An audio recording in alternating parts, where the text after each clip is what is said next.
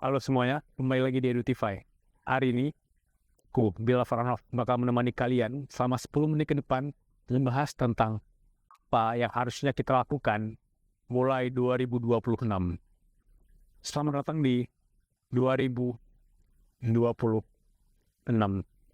So, yang pertama yang harus kita lakukan yaitu bikin resolusi, kan? Itu udah umum. Banyak orang yang bikin resolusi, malah di tengah jalan, di pertengahan bulan, dan nggak bisa ngelanjutin karena tidak konsisten. Aku nggak mau mengajak kamu bikin resolusi, sekarang aku mau mengajak kamu bikin review penyesalan. Kita berangkat dari review penyesalan. Ada 3 pertanyaan yang harus kamu tanyakan. Pertanyaan pertama yaitu, apa penyesalanmu yang paling sering kamu ulang-ulang setiap tahun? Sekarang kamu pikirkan penyesalan kamu di 2025. Oke, konteks aku yaitu aku terlalu banyak scrolling HP di malam hari sebelum tidur. Aku tulis penyesalan itu sekarang. Kemudian, aku renungkan, gimana caranya aku bisa meminimalisir penyesalan itu untuk tidak lagi melakukan aksi yang sama di 2026. Kenapa pentingnya menulis? Supaya kita knowledge, supaya kita sadar bahwa aku tahu itu kekurangan aku tahu itu kesalahan aku tahu itu habit yang gak harusnya aku ulangi. Poinnya bukan menyesal, tapi poinnya yaitu minimalisir untuk tidak melakukan hal yang tersebut lagi. Yang kedua, gimana caranya supaya kita bisa ngelihat POV di akhir tahun nanti. Jadi penyesalannya nggak cuma di belakang, tapi penyesalan yang ke depan. Itu ada yang namanya pre-mortem.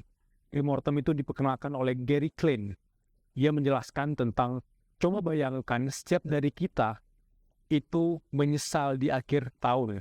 Let's say kita sekarang di 31 Desember 2026. Oke, 2026. Jadi 31 Desember 2026, kita bertemu dengan versi diri kita, dan kita marah-marah, kita kesel. Kita bilang bahwa, andai aku nggak banyak melakukan hal ini. Bayangkan kita gagal. Pikirkan what went wrong. Ketika kita memikirkan apa yang terjadi, yang salah, yang bikin kita gagal, pikirin apa aja nih faktor-faktor yang bikin kita gagal. Ketika kita tahu faktor-faktornya ada apa aja yang bikin kita gagal, itu yang bikin kita akhirnya mengurangi hal itu supaya nggak gagal. Nggak harus semuanya, tapi at least ada 1, 2, 3 poin yang harusnya kita aware. Misalnya, aku pengen turun berat badan. Let's say aku pengen turun berat badan. Target aku sekarang di 75 kg. Di akhir tahun nanti 70 kg. Let's say 5 kg turun. Tapi lebih body aku lebih bugar. Tapi di akhir tahun nanti tiba-tiba aku 80 kg. Ketika aku 80 kg, aku cari tahu nih apa faktornya. Oke, mungkin aku begadang. Mungkin aku makannya kebanyakan. Mungkin aku jadi hungry. Aku jangan nge-gym. Ini faktor ini biar aku kurangi, aku minimalisir agar tidak ketemu dengan versi aku yang 80 kg yang ngeluh terus, yang tiba-tiba gemuk, yang tiba-tiba tidak nyaman dengan baju apapun yang aku pakai. Itu adalah cara aku memulai tahun, dan aku ingin teman-teman di sini bisa memakai POV untuk melihat penyesalan di 2025 yang kalian minimalisir di tahun 2026. Yang pertama. Terus yang kedua yang aku ingin mengajak teman-teman berpikir lebih luas yaitu bagaimana caranya kita aware terhadap aktivitas apa yang kita kerjakan di 2026. Mungkin kalian pernah lihat embel ini. Ini mungkin konteksnya mirip dengan Ikigai, tapi aku cuma mau bilang bahwa ini adalah apa yang kita bagusnya di mana. Kalian itu good at apa gitu. Misalnya, aku bagus banget di storytelling. Ketika aku baca buku, aku memahami apa yang aku baca, aku tulis, dan aku sangat senang menyampaikannya dalam bentuk video. Aku senang mengajar, aku senang sharing, that's why aku suka sekali webinar, aku suka sekali ngisi-ngisi seminar, aku suka sekali podcast. Karena aku tahu aku bagusnya di sini, akhirnya aku tanyakan lagi pertanyaan kedua. apakah aku enjoy ngerjain ini? Apakah aku enjoy? Aku enjoy ngerjain hal ini, storytelling means itu sangat terkorelasi. Aku enjoy, kemudian aku bagus ngerjain itu. Aku enjoy, aku tidak berkompetisi dengan orang lain. Mungkin orang ngeliat bahwa, wah capek banget ya kerja, Bill. Lo capek banget ya jadi diri lo sendiri, Bill. Enggak, karena aku enjoy ngerjain apa yang aku kerjakan, di mata orang itu work. Kayak kata Rafa Rafikan, do something, do the work that it feels like play to you, and it looks like work to others. Bagi aku bikin podcast, bagi aku sesuatu yang berbau kreatif, itu kan menyenangkan ya, kayak playing game. Engagementnya rendah, aku belajar bikin hooknya lebih bagus, aku bedah visualnya, di lebih naik engagementnya. Itu game bagi aku, gameplay yang senang aku kerjakan. Tapi bagi banyak orang, bisa aja itu ngeliat, wah capek banget ya kerja, Bill. Kerja sosmed agency, bikin konten, bikin podcast. Hari-hari lu kayak melelahkan sekali. Oke, nggak apa-apa. Tapi walaupun itu melelahkan, karena aku enjoy, itu yang bikin aku tetap validasi. Dan ini yang dibutuhkan dunia.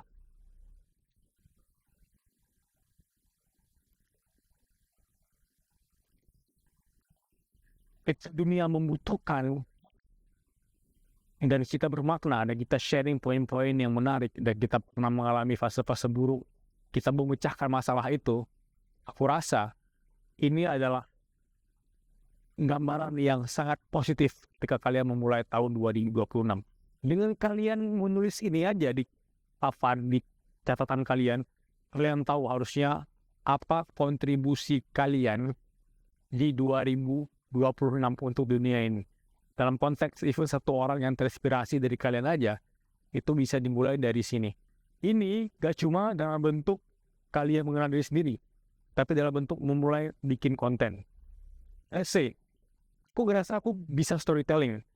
Ketika aku bisa storytelling, aku mulai menulis konten yang mudah dipahami oleh orang. Aku bagus di storytelling dalam bentuk tulisan. Aku bikin carousel. Ketika aku bikin carousel, kemudian aku enjoy sekali menulis. Karena aku sangat senang dan enjoy menulis, itu dibutuhkan oleh banyak orang.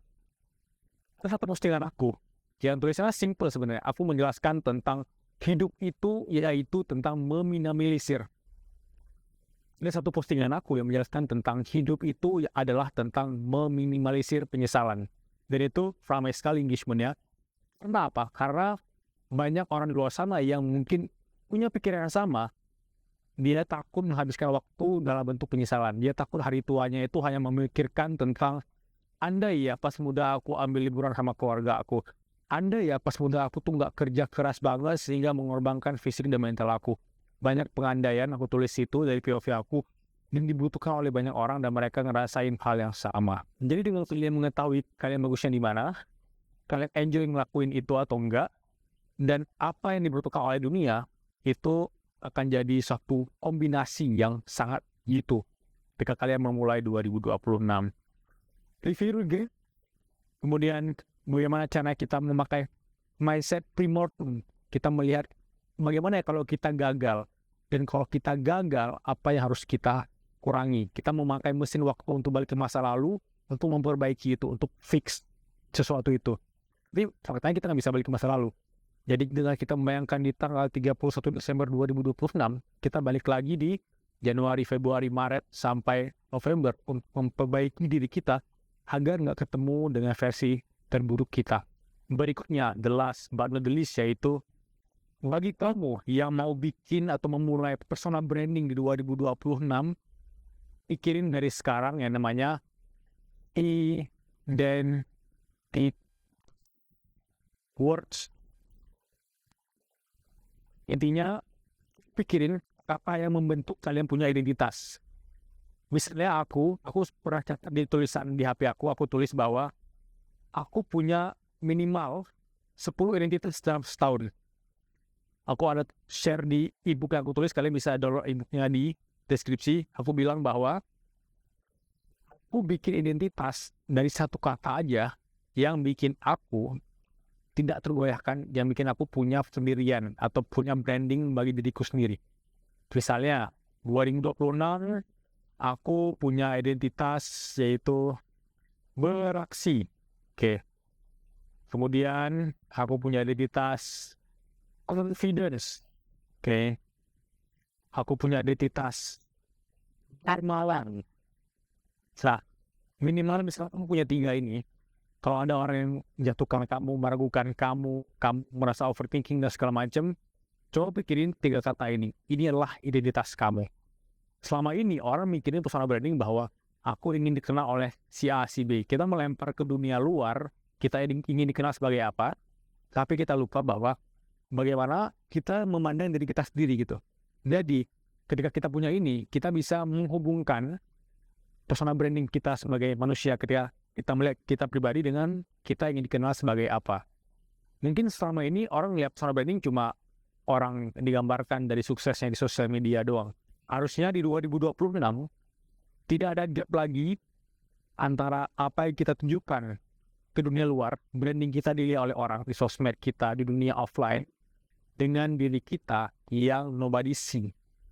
Ketika nggak ada orang yang nilai kita, apa yang kita kerjakan, apa yang kita lakuin, itu akan menentukan branding diri kita. Karena kalau kita punya gap antara itu, berarti kita berbohong dengan diri kita sendiri dan itu berbahaya.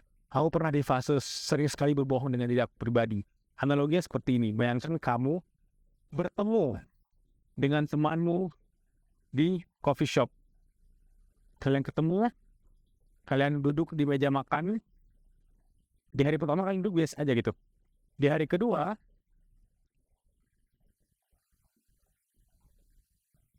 kamu menunggu temanmu lagi. Di meja makan yang sama, di coffee shop yang sama. Tapi dia telat 20 menit. Di hari ketiga, janji yang sama. Dia malah nggak datang. Kayak simpelnya, apakah kamu trust pada itu orang? Jawabannya, kita kehilangan trust dengan orang tersebut. Begitu juga, kalau kita hari pertama kita konsisten. Hari kedua, kita ngaret dikit. Kita janjinya mau bikin atau mau baca 1 buku sehari atau 1 buku dalam sebulan. Hari ketiga, kita nggak baca buku karena ada waktu. Semakin sering kita membatalkan janji dengan versi terbaik kita, maka semakin sering kita meragukan diri sendiri. Kita kehilangan percaya diri, kita kehilangan trust dengan diri kita sendiri. Jadi aku mau 2026 waktunya kita meminimalisir hal tersebut. Kita meminimalisir penyesalan. So, itu dia cara simple untuk memulai tahun 2026 versi aku. Dan ini Januari tengahan. Aku yakin belum telat sama sekali untuk kita memulai untuk bikin kerangka simple, questioning yourself, perspektif baru di 2026. Memulai dengan cara ini. Dan bagi teman-teman, ya mau mulai personal branding di 2026, ya selama ini mau berkarya, mau bikin konten tapi masih ragu dengan diri kalian sendiri, takut dijudge oleh orang yang terus overthinking, tenang, kita bakal mulai Ruang Kreatif Batch 18 di awal Februari ini. Dan aku yakin kita bisa growing bareng. Ada banyak studi kasus, ada ratusan studi kasus yang bakal kita bedah. Dan aku bakal share teknik simple gimana caranya membangun akun YouTube, Instagram, TikTok dari nol dan bisa growing hanya dalam waktu kurang dari 3 bulan. Sampai jumpa di Ruang Kreatif. Aku tahu kamu banyak ide. Begitu juga aku. Tapi selama ini aku bingung gimana caranya nuangin ide sesuai dengan visualisasi yang ada di kepala aku. Makanya sekarang aku pakai interactive flat panel dari iWare. Ini memudahkan aku banget untuk menuangkan ide-ide kreatifku dalam bentuk infografis, dalam bentuk rangkaian-rangkaian rencana, atau sesimpel aku mau ngeplan apa besok, itu aku langsung aja pakai interactive flat panel dari iWare. Gak cuma bisa coret-coret, nulis, atau merangkai apapun, kamu juga bisa live Zoom di sana. Dan intinya itu cocok banget buat kamu yang mau produktif setiap hari dan mau bangun tim yang lebih kuat agar lebih interaktif. Jadi, kalau kamu orang yang berkelas, aku sarankan untuk pakai iWare.